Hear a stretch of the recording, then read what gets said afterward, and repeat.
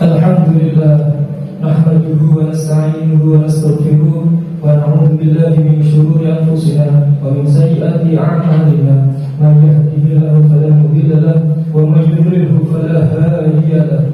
Ashhadu an la ilaha illallah wahdahu la syarika lahu wa ashhadu anna Muhammadan 'abduhu wa rasuluh la nabiyya ba'dahu. Allahumma salli ala sayyidina wa maulana Muhammad wa ala alihi wa sahbihi wa mawala. La hawla wa la quwwata illa billah. Amma ba'du. Fa ya ayyuhal hadirun, usikum wa nafsi bitaqwallah. Ittaqullaha haqqa tuqatih wa la tamutunna illa wa antum muslimun. Qala Allah ta'ala fi kitabihil karim, a'udzu billahi minasyaitonir rajim. Bismillahirrahmanirrahim. Subhanalladzi asra bi'abdihi laylan minal masjidil harami ilal masjidil aqsa alladzi barakna hawlahu linuriyahu min ayatina innahu huwas sami'ul basir. Shadaqallahul 'azim. Hadirin jemaah-jemaah rahimakumullah, marilah kita sama-sama memanjatkan puji dan puji syukur kehadirat Allah Subhanahu wa taala yang telah melimpahkan segala karunia-Nya, nikmat kepada kita semuanya. Nikmat yang paling utama adalah nikmat iman Islam, nikmat sehat walafiat, nikmat umur panjang, sehingga kita semuanya mampu melangkahkan kaki, mampu menggerakkan hati, mampu menghentikan segala aktivitas keduniawian, dan kita ikhlas niat beribadah karena Allah, melangkahkan kaki ke Masjid Al-Hidayah ini dalam rangka untuk menjalankan sholat Jumat berjamaah dan ibadah lainnya, ibadah sunnah lainnya yang semoga pahalanya kita terima semuanya. Amin ya rabbal alamin. Salawat serta salam semoga tetap tercurah keharibaan Nabi besar Muhammad sallallahu alaihi wasallam yang membimbing kita dari jalan kegelapan menuju jalan terang benderang, yang semoga lantunan salawat yang kita panjatkan menjadi wasilah bagi kita mendapatkan syafaat yaumil qiyamah dan diakui menjadi umat Nabi Muhammad sallallahu alaihi wasallam. Amin ya rabbal alamin. Hadirin jemaah rahimahullah, perkenankan khatib berwasiat melalui ibadah mulia ini khususnya kepada diri khatib sendiri dan kepada para jemaah sekalian untuk senantiasa meningkatkan keimanan dan ketakwaan kepada Allah Subhanahu wa taala dengan sebenar-benarnya takwa, yakni senantiasa menjalankan perintah Allah dan menjauhi segala larangannya. Seorang mukmin, seorang muslim, jika ia ingin memiliki kedudukan yang mulia di sisi Allah, ia harus memiliki ketakwaan. Semoga ketakwaan itu dimiliki oleh kita semua. Amin ya rabbal alamin. Hadirin jemaah rahimahullah, pada hari ini kita patut bersyukur. Kita wajib mensyukuri apa yang telah dikaruniakan oleh Allah kepada kita semuanya. Khususnya kita masih diberi kesempatan untuk menjalani, untuk menemui bulan Rajab. Di hari-hari menjelang akhir bulan Rajab ini, marilah kita senantiasa memanfaatkan waktu dan kesempatan kita untuk meningkatkan amal dan ibadah kita kepada Allah Subhanahu wa taala, karena di bulan inilah keutamaan pahala ditingkatkan, dilipat gandakan. Termasuk juga kemaksiatan yang terjadi di bulan ini dilipat gandakan. Semoga kita mampu juga menghindari kemaksiatan-kemaksiatan di bulan yang utama ini. Hadirin jemaah rahimahumullah, bulan Rajab adalah bulan yang mulia selain bulan Ramadan, yang insya Allah dan semoga kita akan temui bersama bulan Ramadan itu. Kita tidak bisa memastikan, tetapi kita harus senantiasa berharap, kita harus senantiasa berdoa, sebagaimana umat Islam di dalam bulan Rajab, Sya'ban, Ramadan perbanyak berdoa. Allahumma barik lana fi Rajab wa Sya'ban wa balighna Ramadan. Ya Allah, berkatilah kami di bulan Rajab dan di bulan Sya'ban, dan sampaikanlah kami ke bulan Ramadan.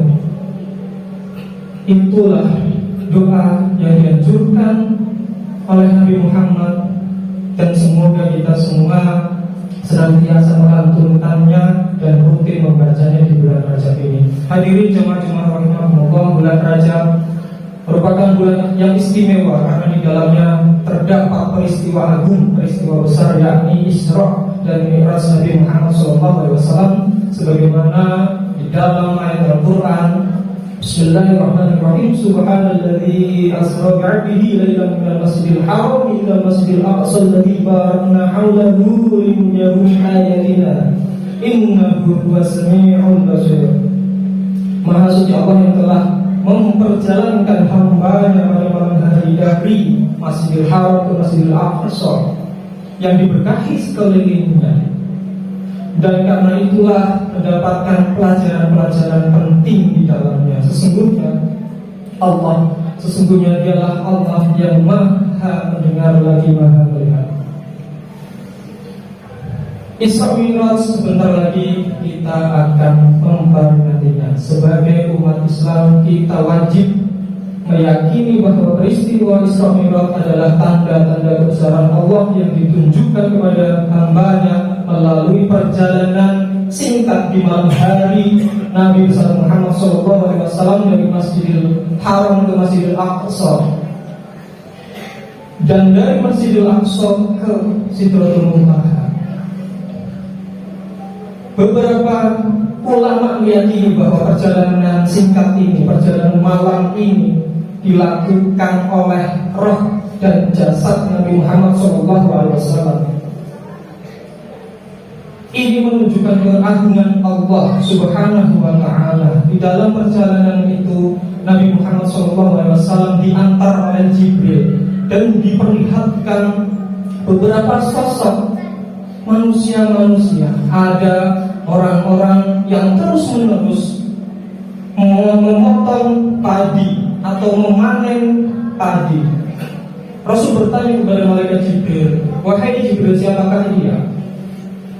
Jibril menjawab, "Dia ibarat orang-orang yang beramal jariah ketika hidupnya, yang mendapatkan pahala secara terus-menerus dari Allah Subhanahu wa Ta'ala."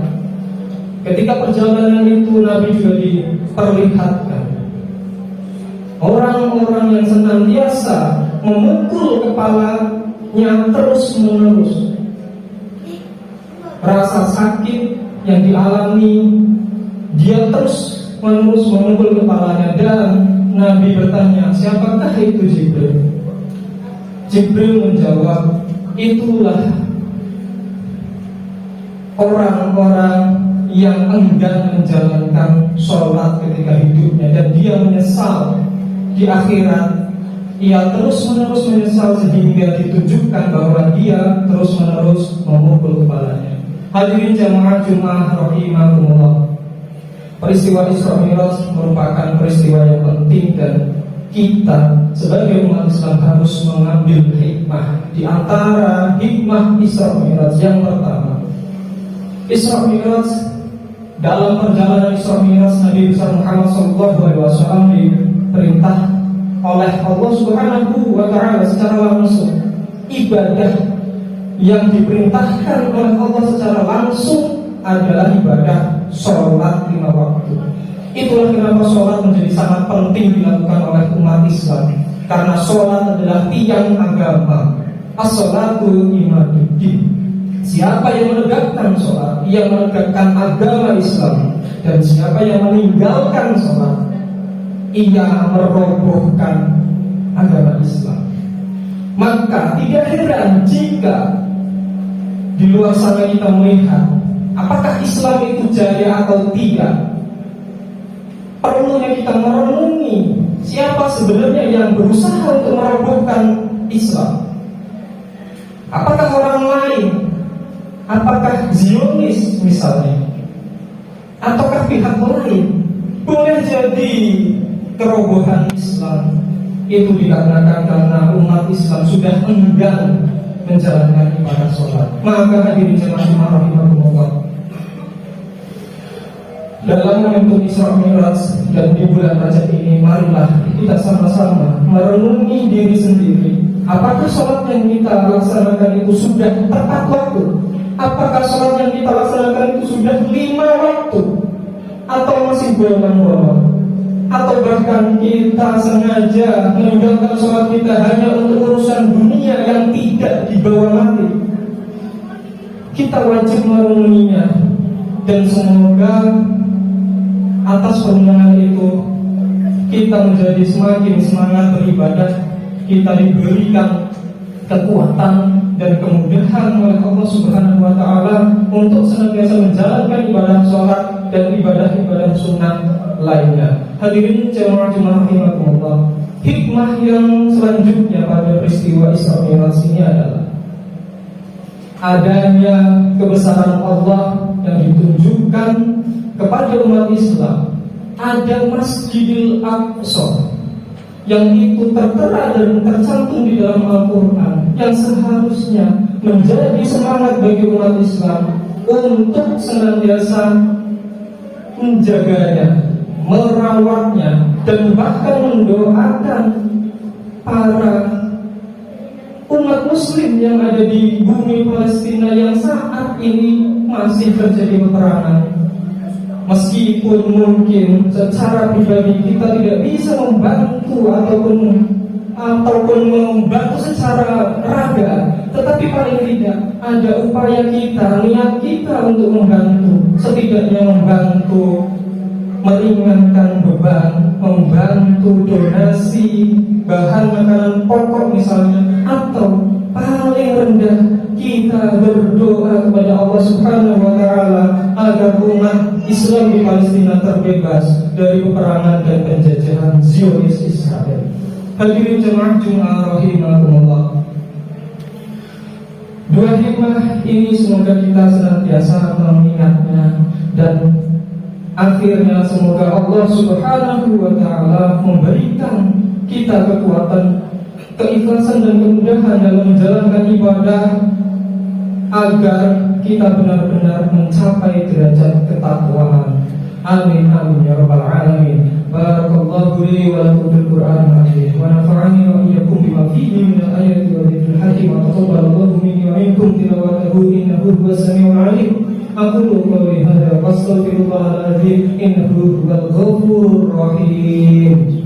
Allahumma salli ala sayyidina Muhammadin wa ala